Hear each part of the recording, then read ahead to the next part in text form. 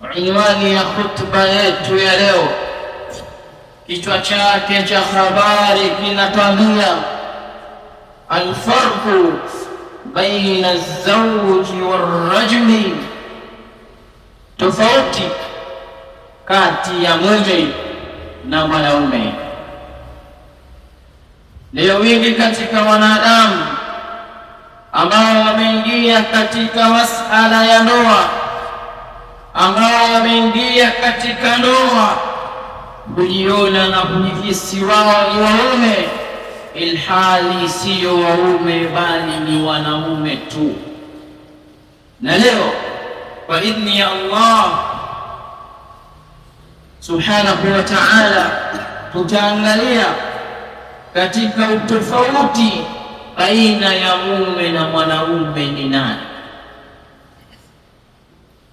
Nahnu ni yupi mume?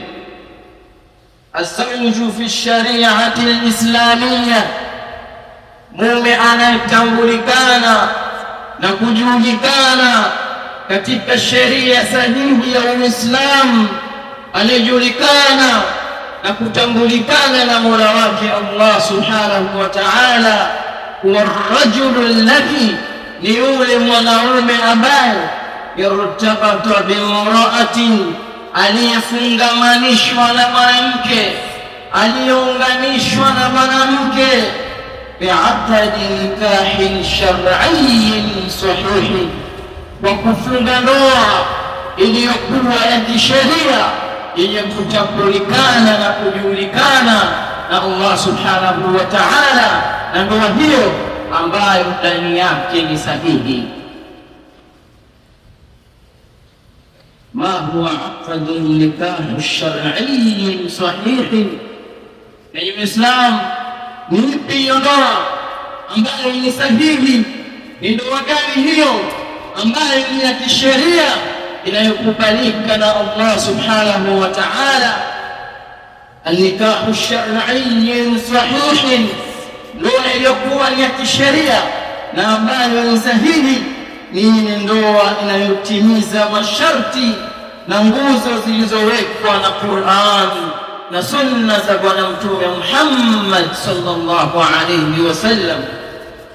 Ikiwa masharti hayo hayatotimia na kutimizwa na kutekelezwa, basi ndoa inaweza kuwa ni batili na isiwe ndoa ambayo ni sahihi kwa mujibu wa Qur'an na sunna za Bwana Mtume sallallahu alayhi wasallam. Ma huwa shurutu an-nikah ash-shar'iyya fi al-Islam? Ni yapi hayo masharti ambayo yanaweza kuifanya ndoa kuwa ni sahihi, yanaweza kuifanya ndoa kuwa ni ya kisheria yenye kujulikana na kutambulikana katika dini ya Allah subhanahu wa ta'ala? Hapa naombeni mwenye lazima masikio yenu unisikilize vizuri kwa makini, mjue ya kwamba sio kila ndoa inayofungwa ni ndoa sahihi. Kuna nyingine siyo ndoa bali ni ndoana, ndugu zangu.